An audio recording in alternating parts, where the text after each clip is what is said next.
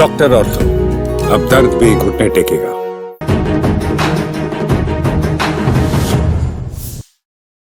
AMU को अल्पसंख्यक का दर्जा दिए जाने पर मांग की गई थी। सुप्रीम कोर्ट में इसका जो फैसला था वो सुना दिया गया है और उसको ये कहा गया है कि हाँ, उन्होंने जो इस फैसले को मान लिया है सुप्रीम कोर्ट ने और अब एएमयू को अल्पसंख्यक का दर्जा मिल सकता है। लेकिन हालांकि एक और बात बता दूं कि जो एएमयू को अल्पसंख्यक का दर्जा दिए जाने की बात कही गई है, इसका पहले भी जिक्र हो चुका है। 1967 में इस पर बहुत बहस हुई थी और सुप्रीम कोर्ट का ही फैसला था कि ये अल्पसंख्यक कैटेगरी में ये संस्थान नहीं आता है, क्योंकि ये सेंट्रल यूनिवर्सिटी है एएमयू।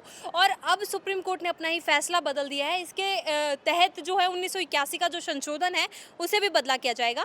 और जो ये एएमयू को अल्पसंख्यक का दर्जा दिए जाने की बात हो रही है, इस पर जो कहा है, इस पर सीजीआई चंद्रचूड़ ने ये कहा है कि इसको आगे 3 बेंच की जो जज वाली होगी उनको इसका आगे का फैसला सुनाने के लिए उनको गठित किया गया है। उनके पास ये मामला भेजा गया है ताकि वो इस मामले में चेक कर सके कि क्या संस्थान सच में किसी अल्पसंख्यक द्वारा बनाई गई थी या अल्पसंख्यक समुदाय के द्वारा नहीं बनाई गई थी। इसके चेक करने के लिए आगे की 3 बेंच की पीठ के द्वारा ये मामला, जो ये फैसला है वो लिया जाएगा। सीजीआई चंद्रचूड़ ने आज जो 7 जजों की जो पीठ थी उन्होंने ये फैसला लिया था, उसमें से 4 ने इसके पक्ष में फैसला दिया और 3 इसके विपक्ष में फैसला दिया। अभी देखना होगा कि आगे क्या एएमयू को अल्पसंख्यक का दर्जा मिल सकता है या नहीं। Channel 4 news Delhi NCR, cameraman Ram Babu के साथ मैं कीर्ति। दोस्तों, रंगदारी के मामले ने इस समय तूल पकड़ा हुआ है। दिल्ली ईरानी की राजधानी में इस समय बदमाशों के वर्चस्व का मामला जो है वो बहुत ज़्यादा बढ़ चुका है। ऐसे में जो पुलिस की नाकामयाबी जो है वो नज़र आने लगी है, क्योंकि कहीं ना कहीं बदमाशों का राज्य जो है वो बढ़ चुका है। अगर बात करें पिछले 2 हफ्ते की, ऐसे में 2 मामले सामने आ चुके हैं। पिछले 1 साल का अगर आंकड़ा उठा के देखें तो लगभग 126 मामले जो हैं रंगदारी के सामने आए हैं, जिसमें एक लास्ट जो मामला आया है वो द्वारका का है और उससे पहले मीराबाग का जो एक मामला सामने आया है।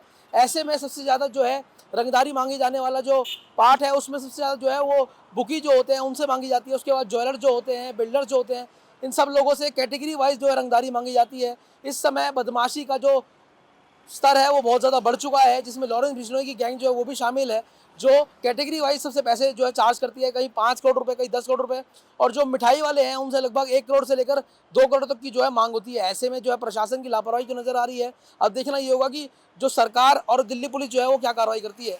चैनल 4 दिल्ली एनसीआर, कैमरामैन रजत के साथ हिमांशु कौशिक। दिल्ली सरकार के 7 अफसरों पर एफआईआर की सिफारिश। एसीबी की जांच रिपोर्ट में मिली कई खामियां।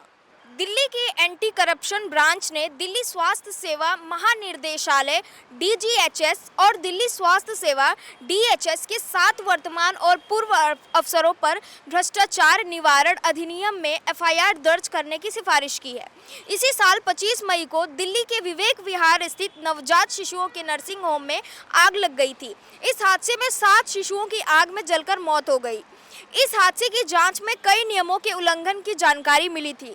इसके बाद उपराज्यपाल ने एसीबी को गहनता से इस मामले की जांच करने के निर्देश दिए थे। एसीबी ने 2 चरणों में कुल 146 नर्सिंग होम की जांच की। इसमें से 135 नर्सिंग होम में खामियां पाई गई। यह खामियां नर्सिंग होम संचालक एमसीडी दमकल एवं स्वास्थ्य सेवा से जुड़ी है। रिपोर्ट के अनुसार कई नर्सिंग होम के रजिस्ट्रेशन नवीनीकरण के आवेदन 6 माह से 1.5 साल तक संबंधित विभागों में पड़े रहे। मैं अंशिका, कैमरा पर्सन परमवीर के साथ, आप देख रहे हैं चैनल 4 न्यूज़ दिल्ली एनसीआर।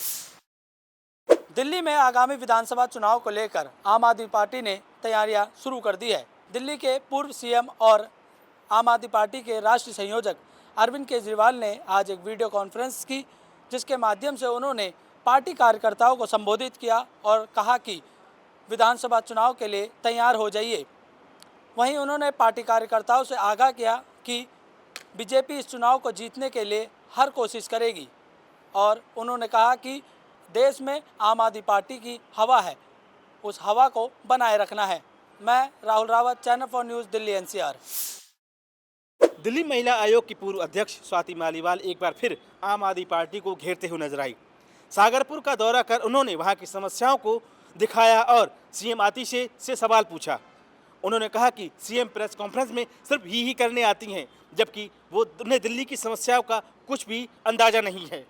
दरअसल स्वाति मालीवाल ने सागरपुर का एक वीडियो शेयर किया है, जिसमें टूटी फूटी सड़कें, टूटी फूटी नालियां और कूड़े के ढेर समेत टैंकर की समस्याओं को उठाया गया है और सीएम आतिशी से सवाल पूछा है कि क्या मुख्यमंत्री यहाँ पर कभी दौरा करने आएंगी और इन लोगों की समस्याओं को कभी सुलझाएंगी? कैमरामैन राम बाबू के साथ Ravi Singh, channel 4 news, Delhi NCR.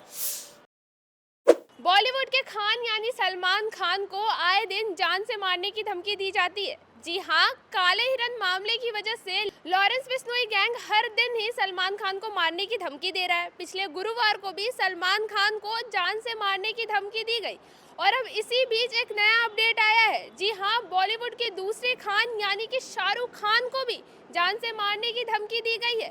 Raipur के एक व्यक्ति ने शाहरुख खान को जान से मारने की धमकी दी और साथ ही साथ 50 लाख रुपए की फिरौती की भी मांग की है। आपको बता दें कि मुंबई पुलिस ने फिलहाल उस व्यक्ति को अरेस्ट कर लिया है। वो व्यक्ति अभी मुंबई पुलिस के गिरफ्त में है। और भी तमाम ऐसे अपडेट्स के लिए बने रहिए चैनल 4 दिल्ली एनसीआर के साथ। कैमरा पर्सन परमवीर के साथ निधि तिवारी। नोएडा थाना फेज 2 के पुलिस ने 2 व्यक्तियों को गिरफ्तार किया है। आपको बता दें कि ये दोनों व्यक्ति जो है नकली एटीएम कार्ड के जरिए से लोगों के साथ धोखाधड़ी का काम करते थे। वहीं आपको बता दें कि नोएडा थाना फेज 2 के सेक्टर 82 के कट पर पुलिस चेकिंग कर रही थी और इस चेकिंग के दौरान उन्होंने एक मोटरसाइकिल को जाते हुए देखा जिसमें 2 व्यक्ति सवार थे। वो मोटरसाइकिल पुलिस को संदिग्ध लगी और पुलिस ने उनको रोकने का इशारा किया। इशारा देखकर उन व्यक्तियों के रुकने की बजाय उन्होंने वहां से भागने का प्रयास किया, जिसके बाद पुलिस ने 800 मीटर तक उन दोनों व्यक्तियों का पीछा किया और इस दौरान जो है इस मुठभेड़ में उन दोनों व्यक्तियों को फिलहाल पुलिस ने जो है गिरफ्तार कर लिया है और उन व्यक्तियों के पास से पुलिस को जो है 2 तमंचे, 315 बोर जिंदा कारतूस और कई सारे अवैध सामग्री उन्होंने प्राप्त की है और एक बिना नंबर प्लेट की मोटरसाइकिल और साथ ही 26 बिना नंबर के एटीएम कार्ड जो है उन व्यक्तियों से पुलिस ने बरामद किए हैं, जिनके जरिए से वो लोगों को पैसा निकालने के बहाने, मदद करने के बहाने लोगों के साथ धोखाधड़ी करते थे। फिलहाल पुलिस ने उन दोनों व्यक्तियों को गिरफ्तार कर लिया है और उनसे जो है पूछताछ कर रही है, आगे की जानकारी कर रही है और आगे की कार्रवाई में जुट गई है। बाकी मैं जूही श्रीवास्तव, वीडियो पर्सन के साथ, चैनल 4 न्यूज़ से नोएडा।